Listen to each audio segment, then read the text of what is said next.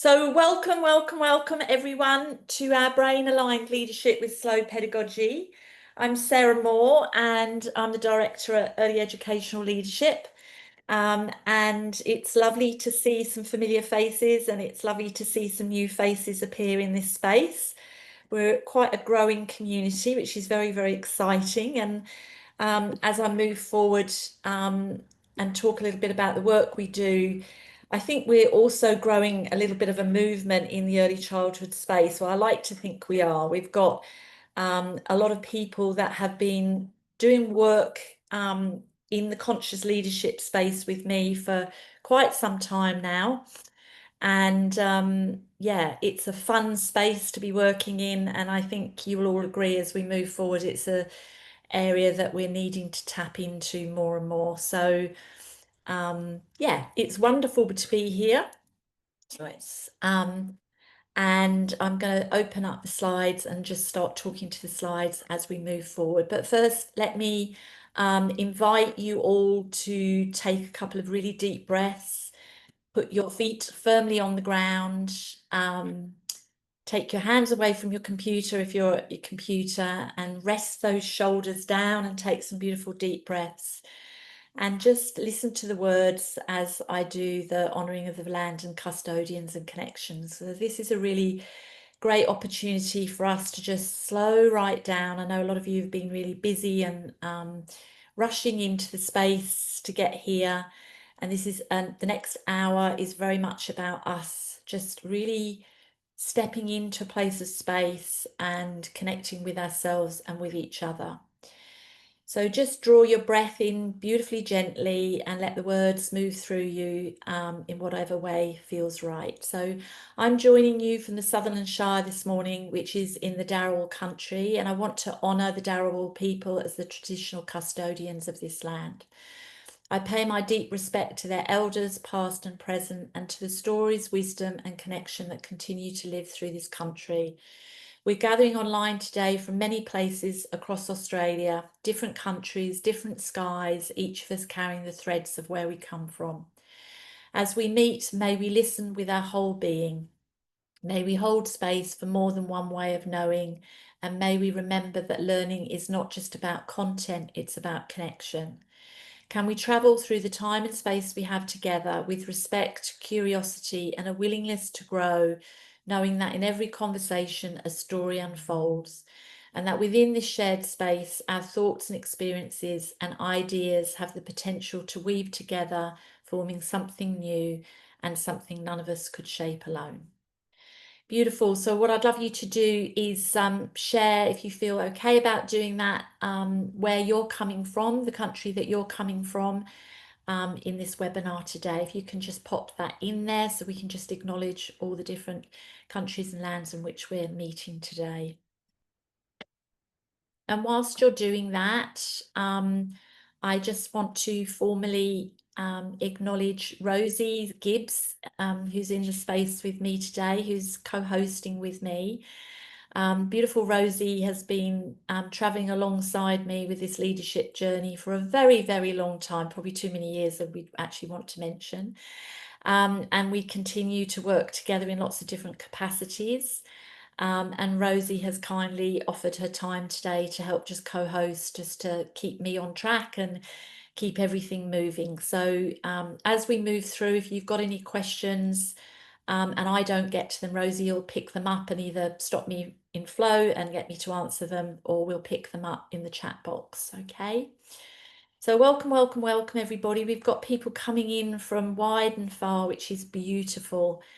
And I know that you're all incredibly busy, so you may not have seen, but there have been a couple of really important blog posts that I put out in the last few, it's actually few days, around this really important topic that we're talking about today. So if you haven't had a chance to see them, they will be popping in your inbox shortly, and they're a really nice complimentary way of just connecting with his content in a different format.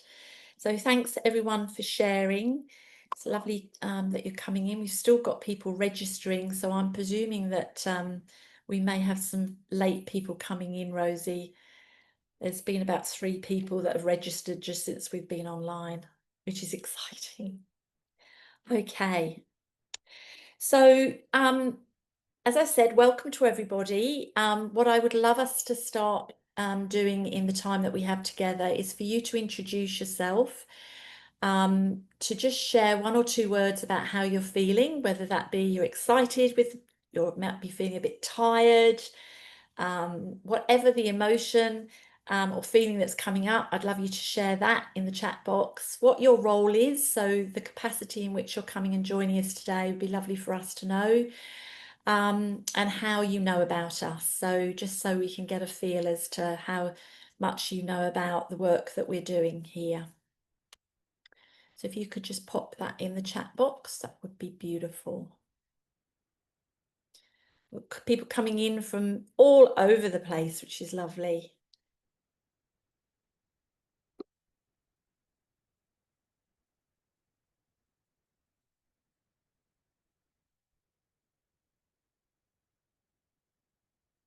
I'm just going to check my phone because I'm surprised that we haven't got more people in the room, and I'm wondering whether there's a technical issue happening.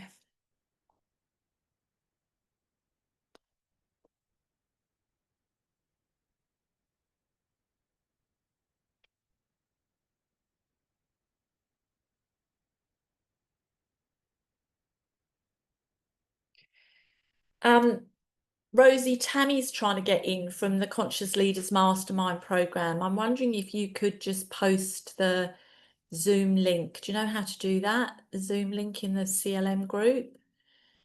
For some reason, she's not got the email, so that would be great.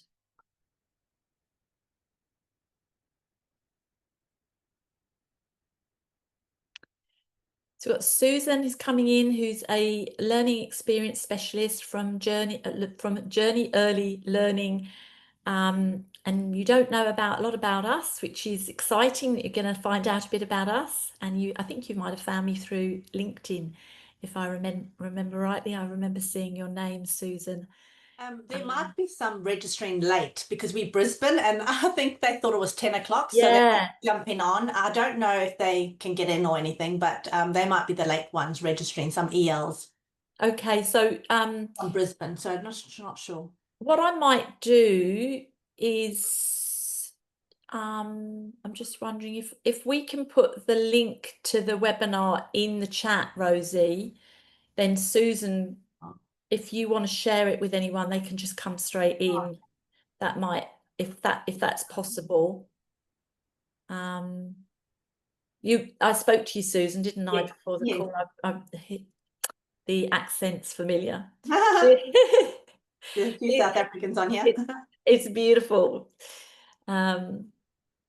That's excellent. So we've got Liz, who's excited, who's a practice partner for Good Start. Welcome, Liz. And I'm across you on LinkedIn.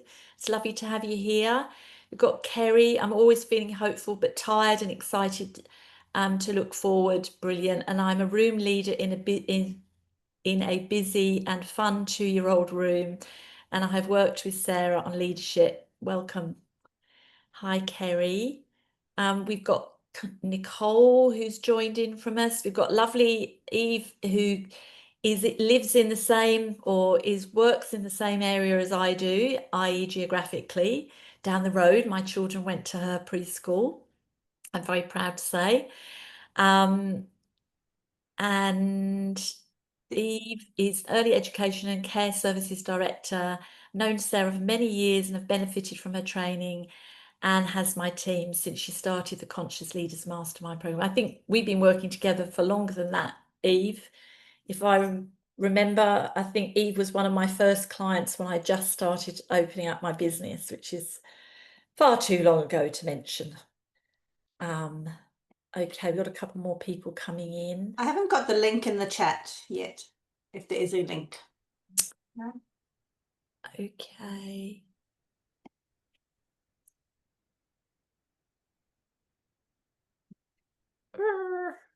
Are you going to do that, Rosie?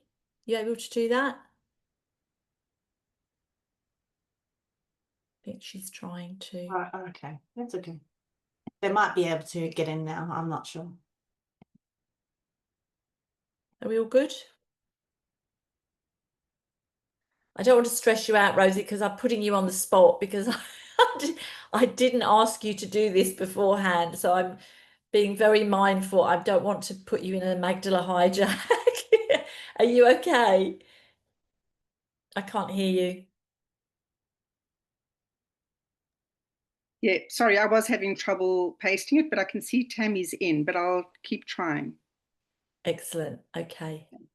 I can't do it from my end for Oh, some there reason. we go. Eve's done it for us. Thanks, Eve. Thank you. Brilliant. Excellent. Okay, so welcome, welcome, welcome, welcome to the people that have popped in. I'm going to keep moving because time is slipping as it always does. So for those people that don't know me, and for some of the people that do know me who may not know some of this because they haven't been in contact with me for a few years or worked with me, the work that I do is very much been influenced by my ongoing learning and growing myself. I believe that we all need to continue to grow. I have a growth mindset and I'm always looking out for new learning that is going to support myself as a leader and the people that I work with. So everything I do, I practice before I share with the world. I'm a certified conversation intelligence coach and practitioner, which was like 5 years of study in the world of neuroscience of communication.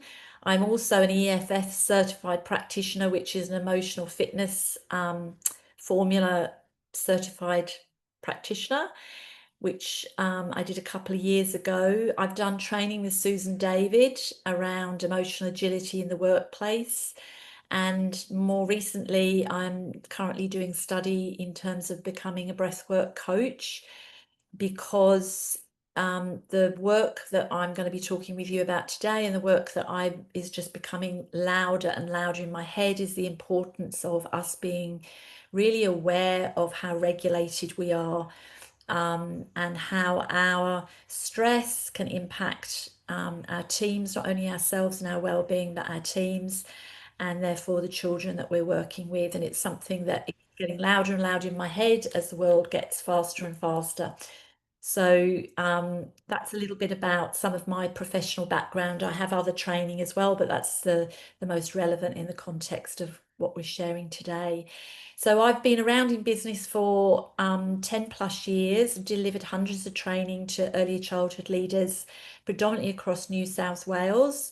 I'm actually starting to do some work in the States, which is very exciting. Thank you. Thanks to the internet, where the reach is starting to get bigger. And I believe that the call for early childhood professionals to really look at how they can slow down is getting louder and louder. And thanks to the amazing work of slow pedagogy, that is, really it's building momentum and more people are actually wanting to know more and more information and integrating that into their services. But what I'm hearing is there's also a lot of resistance from educators around how to do that. And I believe some of what I'm sharing is that the magic mix with some of the slow pedagogy approaches, because again, I believe if we're not practicing how we slow down, how can educators and how can we expect children to be slowing down? So that's very much the heart of where I'm coming from in this webinar. And lastly, which beautiful Eve mentioned, we've got Eve and Rosie and Tia in the space, and anyone who I may have missed who are or have been part of my Conscious Leaders Mastermind program, which is now is sort of a really strong community of people who've been doing some of the work that I share and have been sharing for the last 6 years. But it feels like the world's just caught up with us, which is really exciting. So I'm looking forward to sharing this content with you. So what do we do? Excuse the slip of the dandelion project here. This is sort of the 4 core areas of what I do and the movement of people who are joining our community. We've got in-house training, which I go out to services and deliver in-house training. I do one-on-one leadership coaching with people. Sometimes I do 2 people at the same time. And this year we launched the Dandelion Project, which in summary very quickly is a 10-month program for educational leaders, very much about a lot of the content we're sharing today, but it's a mentor focused program where we're helping educational leaders learn the mentoring skills, which are based around conversation intelligence, which is all relationship based. It's all around trust-based communication, a lot of which we're going to be touching on today. And then last but not least is the Conscious Leaders Mastermind program, which is very much where I'm sort of wanting to point you towards within this webinar, is that if you like what I'm talking about, you may want to have a look at this program to consider in terms of how you may be able to infuse some of these approaches for a 10-month journey moving forward next year. So very briefly, what we're going to be covering and exploring in our time together today is why fast-paced leadership triggers a protect mode, how slowing down supports trust and regulation, and brain-aligned strategies for sustainable leadership, tools to improve tone, culture and connection across teams, and how we're incorporating this learning into our Conscious Leaders Mastermind program in 2026. So how can you get the most out of our webinar? I am very much a believer that we need to, as I started you off, to breathe space into the time that we have, because that's all we have, the present moment. So to give yourself permission to not get caught up in your head, but to try and get caught up in your body, to be really taking some beautiful deep breaths. And we can slow down time by doing that and really be present. So no judgment. If your head's running off in 101 different directions and you're thinking about what you're going to be doing when you switch the exit button from here, can I invite you to press pause on all of that and take some beautiful deep breaths, be conscious, present, and really settle into your body. It's something we do not give ourselves permission enough to do.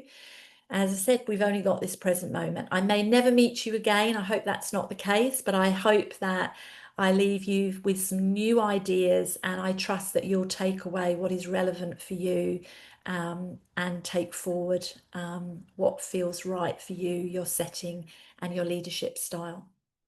So I also invite you to let go of consumption mind. It's very difficult to talk about slow leadership pedagogy or anything to do with slow when we've got this. We all have to some extent, some people have more than others, this what's the next new bright shiny thing that we're going to jump on the bandwagon with, you know, what can we bring into our service that we're not doing? And I'm very much believe and I've got a lot of proof and evidence of this, is that the majority of people I work with have way more wisdom and experience than they give themselves credit for. And that we're looking outwards and we need to look inwards as to what experience and knowledge and intuition we have. And we can only do that when we're listening through our body and our heart.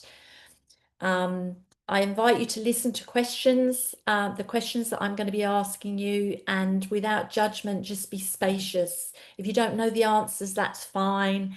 There are no right or wrong answers. Your answers are wherever you need to be. So just feel that you can just be playful in the time that we have together. I really want you to be in a place of growth, in a growth mindset as we move. And then lastly, I just would ask as an invitation, you don't have to do this, but what resonates from our hour together is for you to reflect on what you want to do with this content. So whatever that is. So rather than jump straight off the webinar and straight into something else, is actually give yourself 5 minutes at the end to just go, what am I going to do with this content? Or what am I going to do with this piece of information that I have that can change a little bit about my leadership? Because learning is just information unless we actually do something with it. So that's my invitation to all of you. So looking at what gets in the way of us being the best version of ourselves, and what gets in the way of us slowing down. And I love the work that I've done with conversation intelligence, because I'm very much of a why girl. I want to know why we do the things that we do.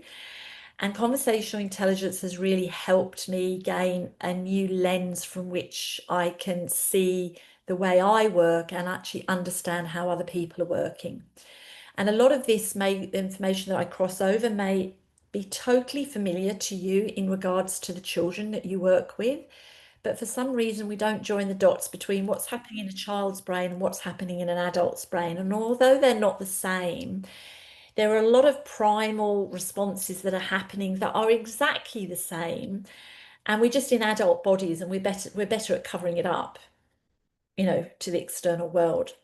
So this beautiful slide highlights that we've got 6 parts of our brains. We've got 6 brains in a system of brains, if that makes sense. We're now able to officially identify the gut brain and the heart brain are actually identified as areas of the brain.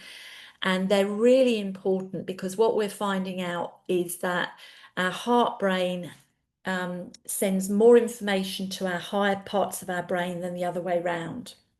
So what that means is for those heart-led leaders, and that's a lot of you, is people that actually intuitively want to lead by their heart are denying a lot of information because we're in such a society that everything has to be thought through and we have to think everything before we feel it. And this is where the gut and the heart are areas that when we're grounded and we're regulated, we're able to tap into those. So why is this such a struggle for us to be grounded and for us to be present so that we can slow down and we can connect with ourselves and our teams effectively? Well, it's basically because our primal brain, and this is in a very sort of broad stroke explanation, but our primal brain is not that evolved really still. Our world has evolved hugely, but we're still very, very stimulated and overreactive to what's happening in our environment. And because we live in a world where everything's so fast paced and doesn't often honor and respect connection, human connection, which is what we all need at a fundamental level, is we land up disconnecting from those parts of our brain, and our primitive and our limbic brain, which is the emotional part of the brain, literally start running the show. And it's really difficult for us to access the prefrontal cortex and neocortex parts of our brain when we're highly stressed or when we're under a lot of stress for a lot of the time. And let's face it, that's probably the most of us. So when we start to really gain an insight into the importance of just slowing down and really getting regulated with the view that we're able to then bring on all 6 parts of our brain and work with all parts of our brain, then it actually means that we're working from a place where we're much more engaged, we find solutions to problems a lot quicker. We don't resist change and uncertainty nearly as much as if we're in a protect mode, which when we're in a protect mode, when we're highly stressed or we're triggered, we land up communicating or behaving in the ways that it says on the left-hand side, which is the I. We see the world through me-I lens. We exclude, we judge, we limit, we withhold, we get to be a little bit of a know-it-all. We start dictating to people rather than sharing and partnering people. And we tend to criticize, we criticize ourselves, we can be really hard on ourselves, criticize other people. We're in a very shut down, protective mode. And what I love about this explanation from a conversation intelligence point of view is we can all see that in ourselves. And it's not about shaming and blaming people at all. It's about recognizing what's happening within us and bringing awareness to it. And when we bring awareness to it, then we can do something about it. So it's no good me saying to you, it's really important we all just slow down and we strip out the things that we're doing in the day and all the things that you may try on an external point of view to do to slow things down within your service and your leadership if you're stressed, because you can't. It's like putting your foot on the accelerator and the brake at the same time. It just doesn't work. So when we start doing the work from the inside out, we can actually start to go, when I'm more regulated and all 6 parts of my brain are online, then I'm much more open. I'm in partnering mode. I can include more people. I'm much more inclusive in the way I communicate and I share information. I'm more appreciative. I have much more expansive thinking, so I can see things that I might not ordinarily see.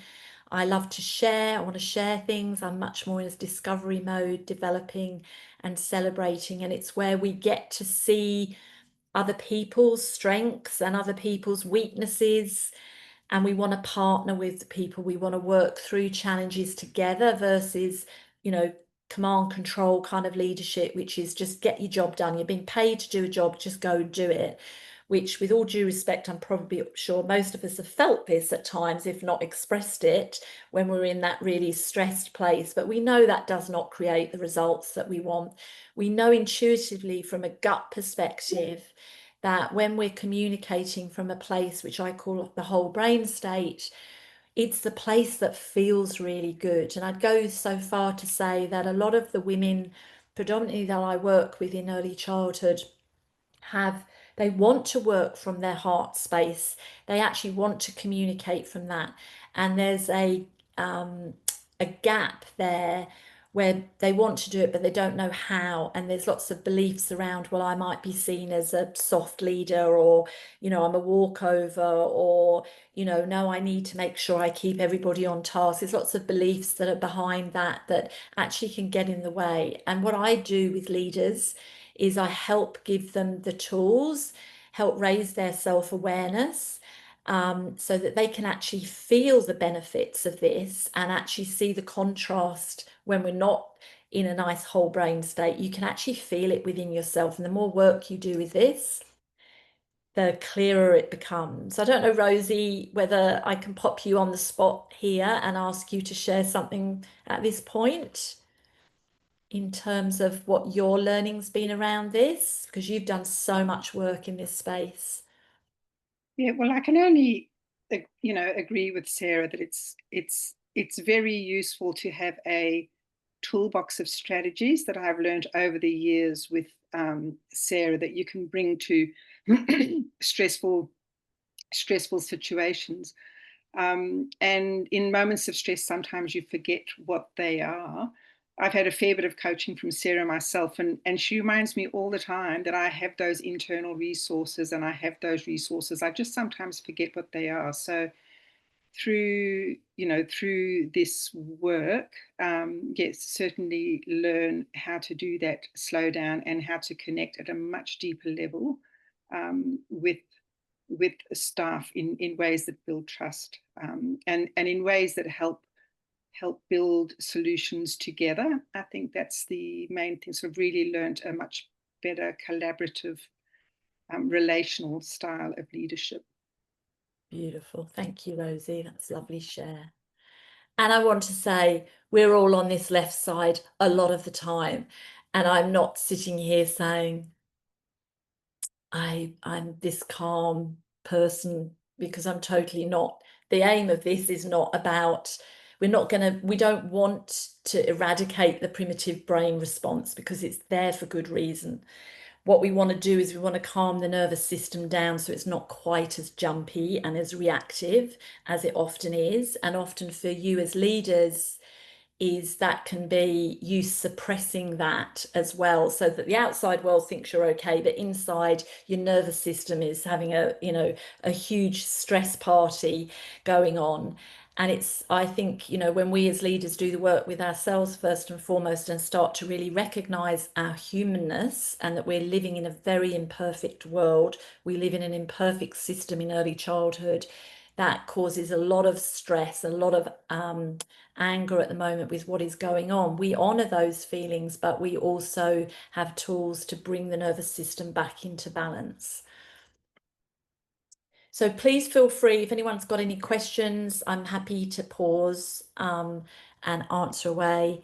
We've still got a beautiful, lovely small group, so we've got plenty of opportunity to have a conversation. So a lot of this, so yes, Eve. I just wanted to add to that. I think that sometimes directors can feel pressured that they've got to give an answer straight away. And something that I've learnt is That's an interesting perspective. Can I just have a little think about that and I'll get back to you? And that gives you time to really think about how you're going to approach that particular tricky situation, so that you're not being impolite, you're not saying you're not going to go back to it, but it gives you time to prepare and to make sure that you give a well-considered answer. Beautiful share. Thanks, Eve. And what I want to add to that is the beautiful share is that you're honoring yourself, which I work with so many leaders where they say in a very vulnerable way, and they beautifully share, I feel like I have to have all the answers. And what a stress that is for you to feel that you have to, be all for everybody all the time. And that gives you the opportunity to honor yourself that you don't have all the answers. And neither should you have all the answers. We want our teams to find answers. And by honouring ourselves that we need to create space for ourselves and others, that gives other people opportunities to step up also. So when we're stressed, this is what happens. Some of the things that happen as leaders. Staff don't feel safe to speak up. The brain shifts into protect mode. So what we know is that with the beauty of co-regulation, if we're stressed as leaders, the likelihood is our team are feeling our stress too. And that creates a sense of uncertainty within them because they're not quite sure what's going on at a neurological level. And then they will start to withdraw and move more into protect mode. So you can see the multiplying factor with this. If you've got multiple staff that are stressed, how you might have a a room full of people that are communicating very much from this side, or there's lots of elements of that in their communication. Oops, sorry. It shuts down reflection, creativity, and learning. And they're all the things that you want in early childhood are all those things. But if you are stressed and your staff team is stressed, that's where we hear leaders say, no one takes initiative. I ask them questions and they won't come up with any answers. They're literally just withdrawing. It's like getting blood out of a stone. Well, I look at that through the lens of where's everybody's stress levels? Where are they coming from? What's their level of trust? Not in relation to trust as in, do they, feel you're going to do something wrong to them, but more from a neurological part of the brain, where is the trust part of their brain being activated or the distrust part? There's two parts in our brain. And if the distrust is being activated because they're stressed, then they're not going to be able to do any of those things. They're not going to be able to reflect, and it's not going to be able to be creative. It's just, they're not going to be able to access those parts of their brain. So relationships are damaged even when we don't mean to. We say things in ways that we are not helpful, or people hear what we say, which might be not what we say, but they interpret it in ways that are not helpful because we're listening with ears of protection versus listening in that open, collaborative, high trust way. It creates a culture of protect and perform instead of grow and connect. So I've seen services where there aren't high levels of trust and high levels of stress, that people are just trying to get through the day. They're not going to go the extra mile. They're not going to offer additional support. They're going to do the minimum that they can and get out of there as quickly as they can, because doesn't feel good in their nervous system. They're not feeling a high level of connection. Which is what we want in order for people to, contribute and grow and expand as human beings. And it affects emotional well-being, trust, and longer-term engagement. So well-being is a huge topic in early childhood. And my belief is if we don't slow down, we're all going to implode. And we need to be creating work environments where people actually feel safe enough to slow down. And we live in a world where that's more usual to not feel that than to feel that. So that's what we're working towards creating. So how you are feeling is how they feel. As leaders, we are co-regulators. Our energy shapes the room. Calm leaders help others feel safe, open, and grounded. And in every interaction, we're either amplifying connection or protection. Slowing down helps our nervous system sink instead of spike. And trust is built not just by what we say, but how we are, our presence. And as I say, our presence is everything, but we're often not focusing on how we're actually showing up as leaders because we're so caught up in our heads. So the lovely Maya Angelou said, which I'm sure all of you are familiar with this lovely quote, people will forget what you said, people will forget what you did, but people will never forget how you made them feel. So I'd love you just to think back at a time when you felt truly safe and supported by a leader. Was it the words they used, or was it something about how they held the space for you, or both? I'd love you just to share that in the chat box. Just take yourself back. And I'm sure all of you have got somebody that you remember vividly.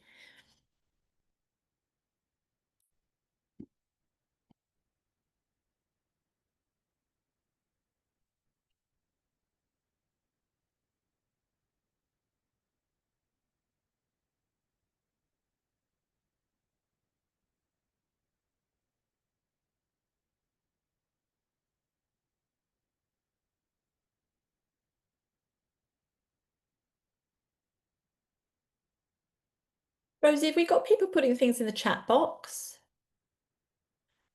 Because I can't see anything. There's nothing there yet. Okay. Yeah.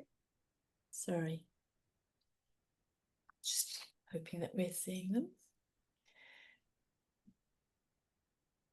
So Antesi said, Deb always had time to listen and put herself in my shoes to understand the solution was found in her listening, not having the answers. Wow, that's powerful. And I bet in that you felt hugely heard and understood and seen. These are the magic ingredients that we want others to feel from us. It's a lovely example. Shane said the action and space that was created for questions to be asked, not criticized. Beautiful. And empathy to see where others people are responding from. Beautiful.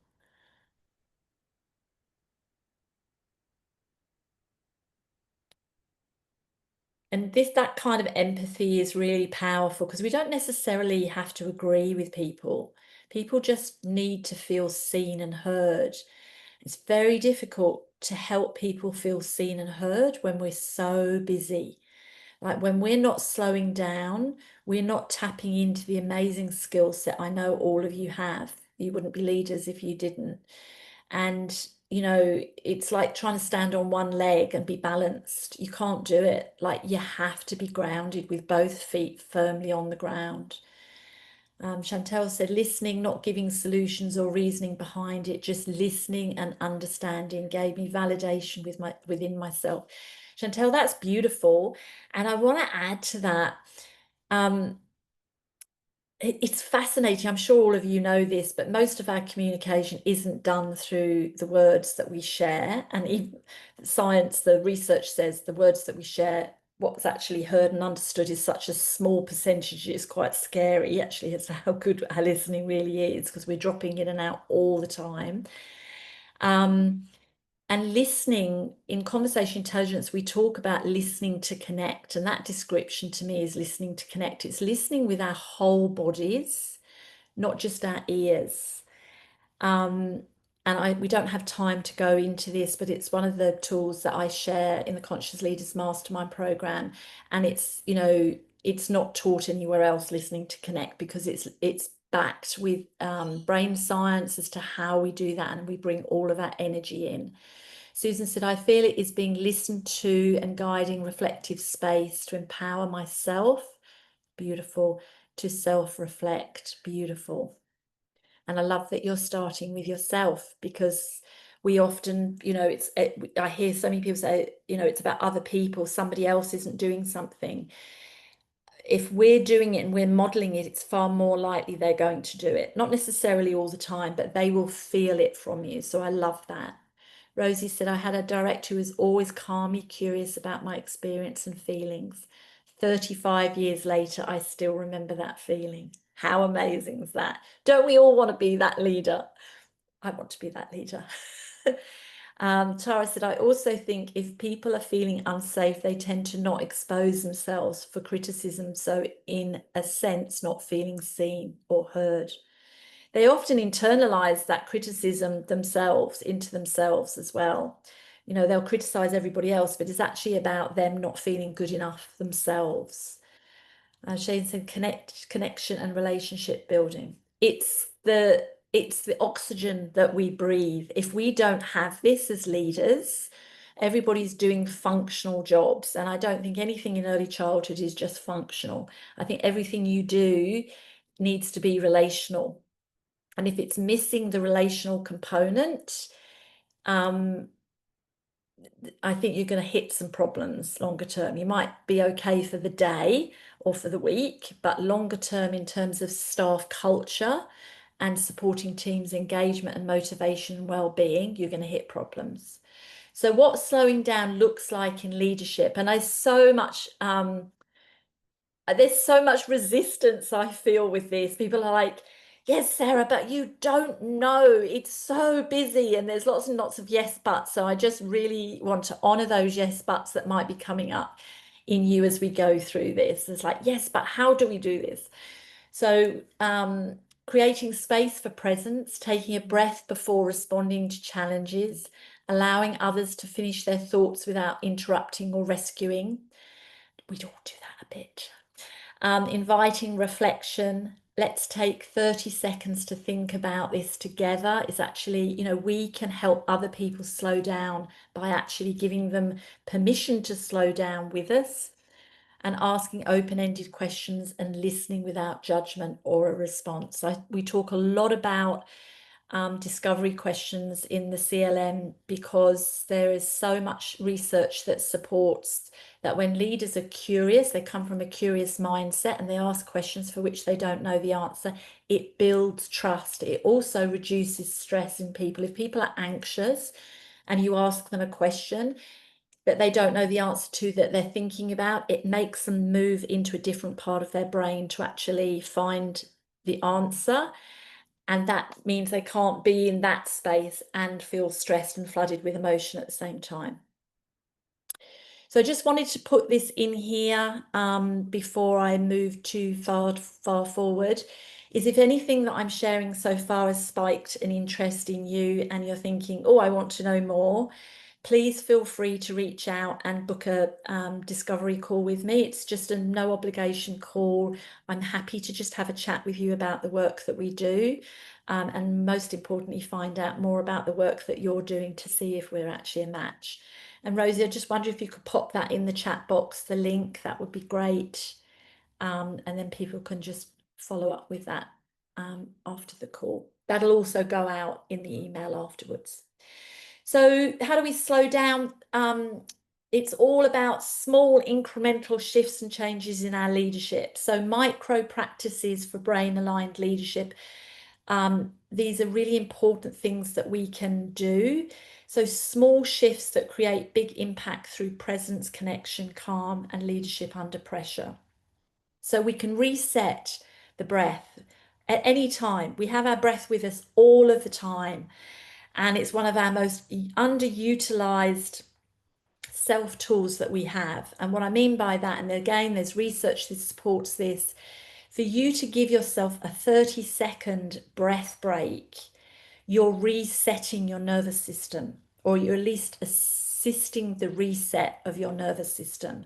So that's just brings us into the present moment. If you're breathing, that's like that. You're back into the present moment, no matter what's racing around in your head. Name and normalize it's really helpful for us to go, oh, I'm feeling stressed right now. Can you give me a minute? I just need to take a couple of deep breaths. It actually naming it tames it rather than I've just got to keep working through it. And it also normalizes it. Everybody's feeling stressed up and down in a day. So if you actually name it and normalize it, it actually gives people permission to do the same thing. So if you work with me, you often find I'm just go, oh, I'm going too fast. I need to slow down and just take a few deep breaths. That's naming and normalizing, and it helps you just to reset. It's just a small micro practice that you can incorporate into your leadership. And consciously choosing your energy is something, again, I think we give our power away way too easily. Is we can make choices in any given moment around what energy we want. And what that can look like is, I'm feeling tired. Okay, I'm feeling tired. As a leader, I can't afford to be tired right now because I've got X, Y, Z to do. What can I do to actually shift my energy in the moment? And you can do that. So which out of these micro practices could make the biggest difference in how you lead this week? Please feel free to come off mute and share if you want to. Be lovely to hear from a couple of people if that resonates. Hi, I'm Shay. Hi, Shay. How are you, Sarah? I think for me, I love all of these things, but I think consciously choosing your energy is a really important thing. Because I think in my context, we're getting better. Like, we can label if we're feeling stressed or Brilliant. dysregulated, but then we're not consciously choosing to change what that looks like. Like, I'll even give an example. I came to work this morning after having 2 days off, and straight away my leadership team was like straight into, we've got 2 parent issues, one about this, one about this. And I was like, that's okay, I'm just going to go put my things down. I've got a PD, and how about at 11 o'clock I come back in and check in with all of you, and you can, because in that moment you're just gonna, like, there's nothing I can do to fix that. That's beautiful. And I just want to highlight, when you said there's nothing I can do, you did do it, because you could have just got caught up with that wave, even like you could have energetically got caught up with that wave and then be sitting here now thinking, oh, I've got to get out. Like, when I go out, I've got all of that to deal with, where I can feel your energy, you're very present. And you've given yourself permission to go, I'll deal with that. And your team know you're going to go and deal with that afterwards. So they're safe, they're okay. And they're feeling you're okay. So you've helped them reset at the same time. Yeah, So that's actually that's a really good point. And it's a really hard thing to do, right? Like, it doesn't come easily, I don't think. But yeah, that's something I definitely think the more I think about it, that would definitely be something that would help a lot of scenarios. Yeah. And so that's why I want to just repeat, this is where you're modeling, not only is it doing you good, but it's doing you're modeling to your team what they can do too. And so this is where these small micro moments create ripples. But often we just get caught up in the energy. No judgment. There's no judgment. If anyone's sitting here going, I've had one of those mornings this morning, there's no judgment. And, I hope this is wrong, Shay, but the likelihood is that will happen to you at some point, probably today too. But this is about us bringing constant awareness. And there isn't an arrival point with this work. This work is about continuously coming back to it over and over and over again. And when we do, that's how the culture shifts. And that's why with the program, it's a 10-month program, because you can't deliver this in an hour and then expect everybody to go away and implement it. They're not going to. I've been doing this work long enough to know that even with the self-regulation work that I do, and I've been doing this for years too, I still don't do it. Like, I still have to constantly, in my worst moments, pull myself back and go, I know I need to do this. I need to go back to this. And so we're all a work in progress. And I think that's fine. And aren't children going to be, they're a work in progress too. We need to teach these skills to children, and for them to see adults get this wrong and to go, oh, I just, however you describe that to children, and this is how I'm resetting, is teaching them the very skills. Because if we think the world's going fast now, in 5 years' time, it's going to be going a lot faster. So these are skills that we need to learn now for ourselves and for our teams, but also, from an energy point of view, services need to be thinking about the energy within their services. How are children co-regulating with staff? What are they co-regulating? You know, like these are important conversations for us to be having, which reminds me, as we're running out of time, you all hopefully will have received this as the handout, and there's lots of questions in there for you to do self-reflection and to bring into conversations with your team, which sort of touches on that. So I'd love to hear from somebody else.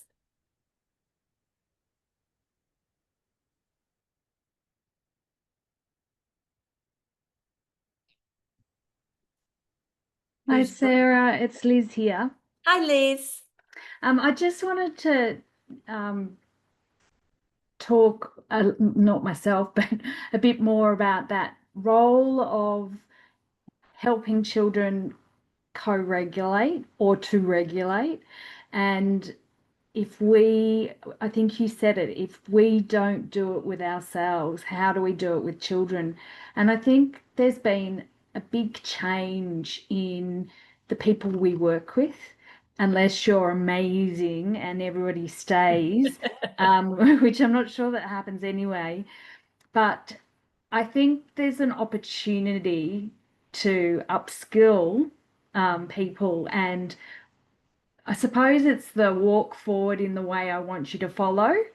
And I myself, oh my goodness, I'm like the other end. And it's a shame that you learn these things when you're not actually, for me, in a position where I have a team around me. I do colleagues and I work with ELs, but yeah, it's almost a shame to see what I could do over the years, you know, and even that in itself is probably a disservice to our work when all these fabulous people have left because they haven't been supported to be the best that they can be.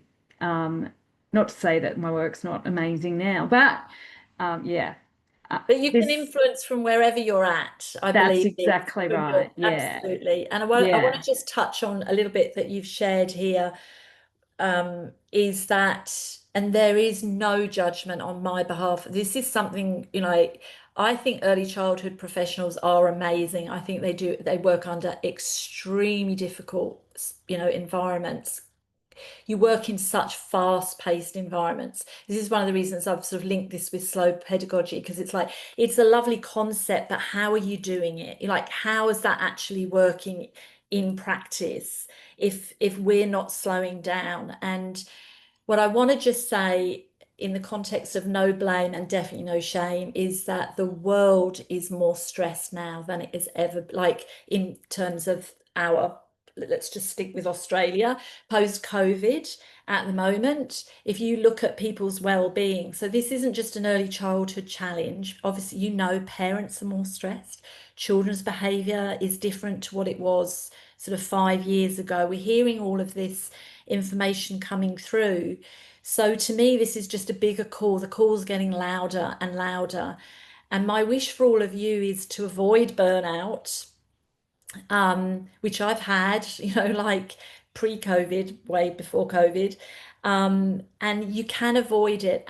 But most importantly, from the brain science point of view, I think it's like putting on a new pair of glasses and seeing our world through a different lens, because when we suddenly start to understand how the brain works and then the ingredients we can put into our work that open people up, help people stay grounded, help them feel seen, heard and valued in a way that's brain friendly, it's really powerful. And we've seen so many changes over the years that we've been doing this work.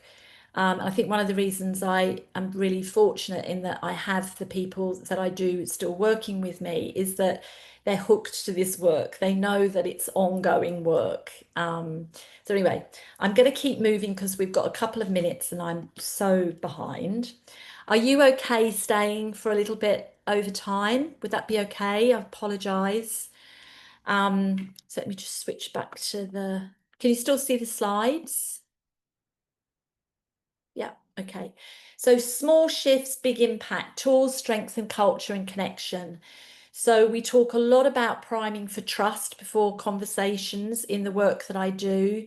because you're effectively priming the brain to create the best conditions to have some of the most important conversations we need to have. But all conversations are important because we want to continuously build trust and infuse trust in all of our relationships.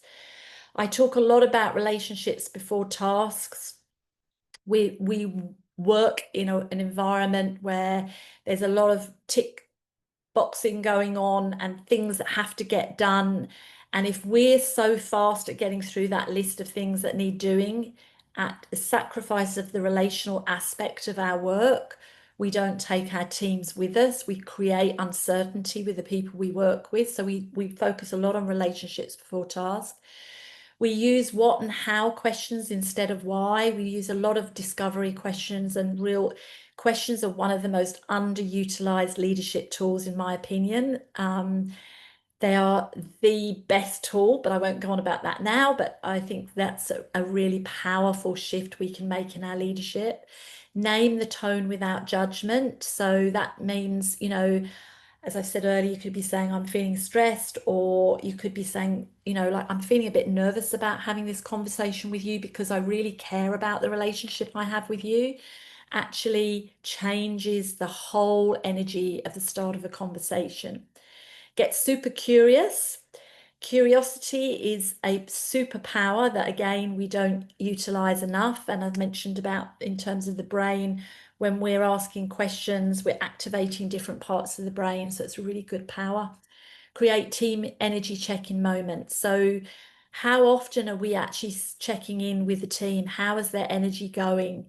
And then that gives us choices about how people want to move forward. If you walk into a room and you feel the energy is really down, you can do, let's do a check-in. And there are some amazing tools you can use to shift people's energy. So a lot of the things that I've talked about, as I mentioned, are in the resource that hopefully all of you have got. And if you haven't, reach out, and I'm more than happy to share that with you.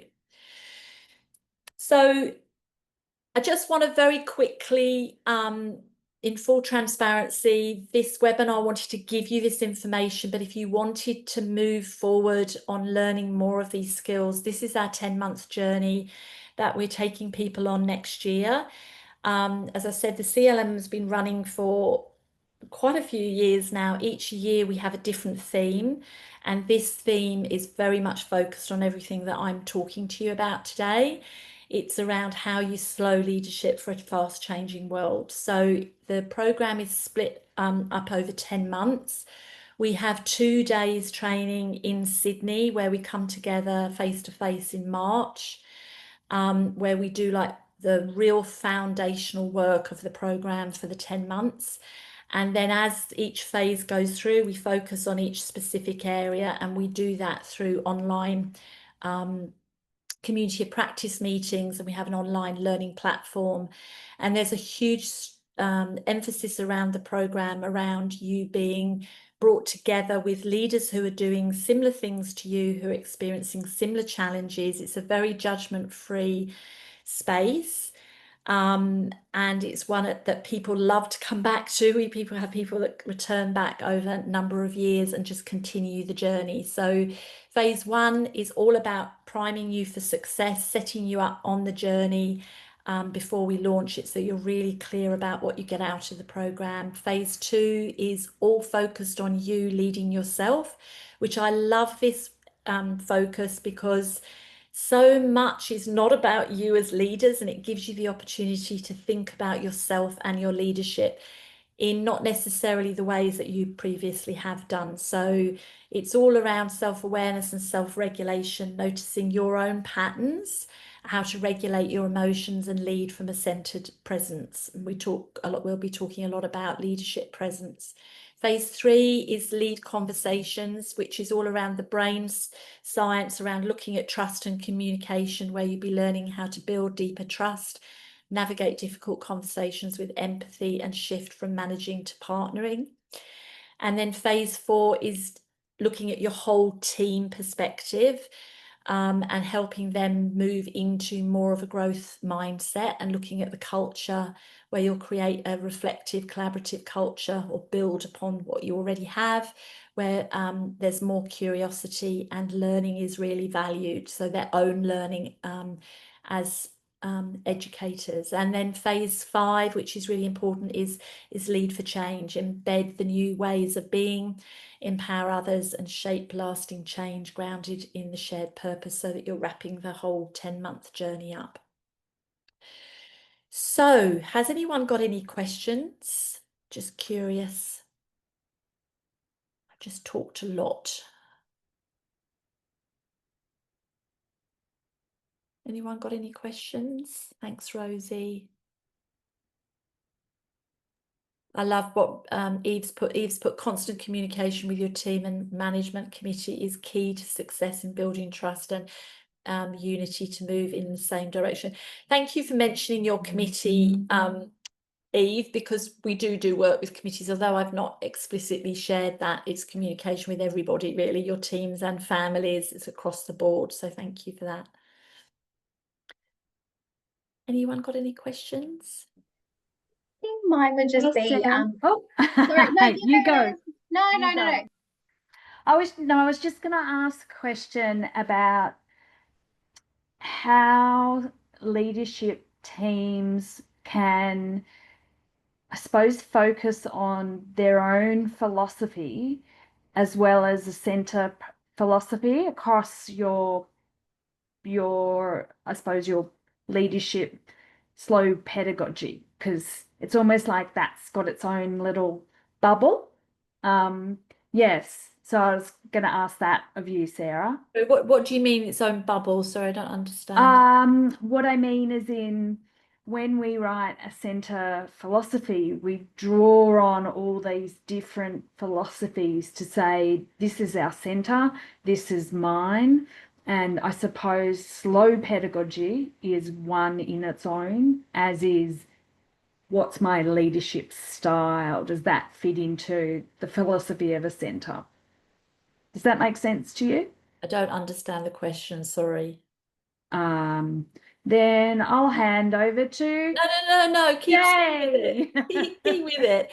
I don't know. Say, Liz, do you mean like, are you from like do you have a broader organization above you that has their own sort of framework for operation, and then it's like, how do you work with that but then also bring it down into your own context? Yes, that's right. Saying okay, with slow pedagogy as the lens? Yes. Yeah. Thank you. That's okay. No, I just was, That's beautiful. Thank you. If I understand you correctly, one of the, and I think it would still apply to the similar to a service director with their team, that it's traveling down to their team and to the families, is in the program we get you to look at your individual why. And then again, everything has to start with you, and then we would encourage you to do that work with your team, and then so they see the work they do within the service philosophy. So I don't know, does that help what I'm sharing? Am I on the right track? Yeah. Yes, Eve? I think you can build that in with your ways of working, with how your team interprets that philosophy, and build that into your ways of working, and have that into a document which puts in your vision and your mission statement, and also through your strategic planning. You should be able to bring that all in together in that way. But within the program, we would start with you first, if that makes sense, because you're everything at the top, if that makes sense. I don't mean that as in a hierarchy, but if you've got to be clear about what you believe in and what you stand for. This is my perspective. Without that, why should people follow you?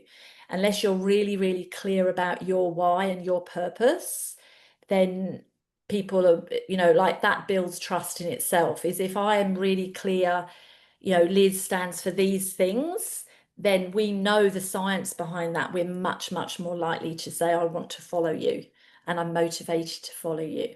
And then we do the same individually with the staff. And this year with the CLM, we did this work at the beginning of the year. And I know other services that I've worked with, where I've done work with the teams, they've actually put individual statements up from their staff out in the areas, so parents and families can see what people believe and what they stand for. And that is all about building trust and transparency from my perspective.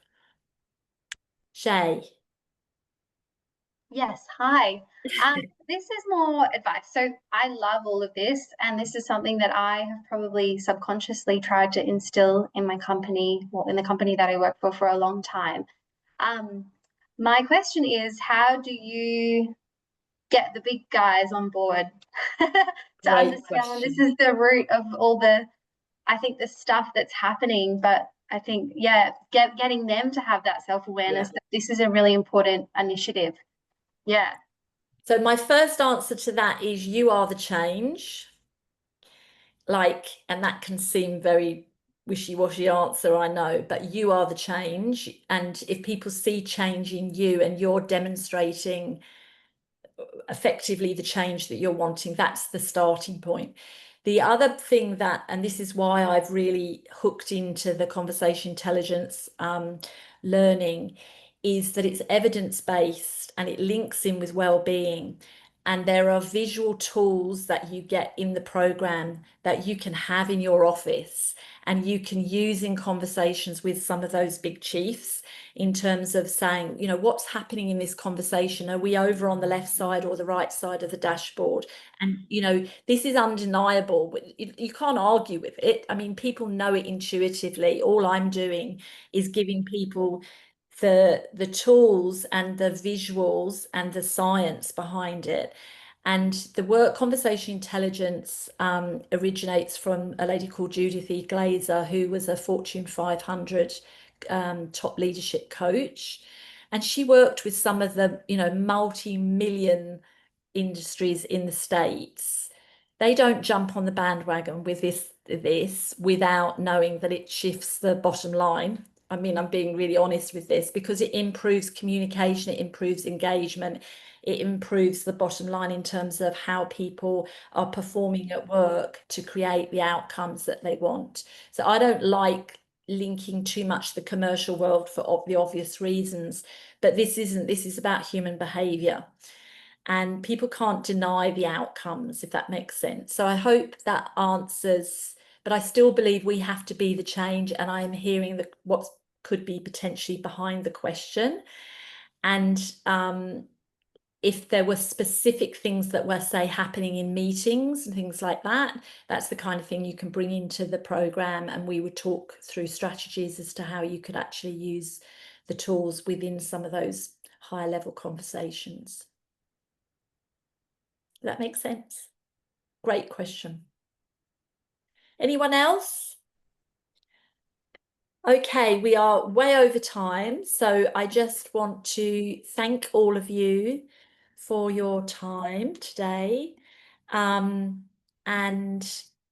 to just say, you know, if you feel that there is an alignment, please feel free to reach out and give me a ring. I would love to have a chat with you. It's nice just to talk through some of the challenges that you have, and to find out a bit about you. And I hope you have had some good insight, new insights and takeaways from our time that we've had together.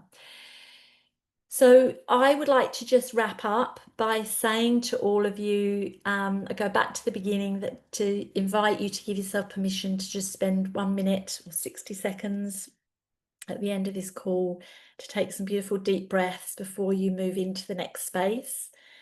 And know that you're in control of your energy as you move forward. Just take some beautiful deep breaths, because that is what brings you into the present moment. So I thank you so much for your time this morning. It's been lovely working with you, and I hope to connect with you in the future. Take care, everyone. Please feel free to come off and say goodbye to everybody if you want to. Thank you. Bye-bye. Thank you so much. You're welcome.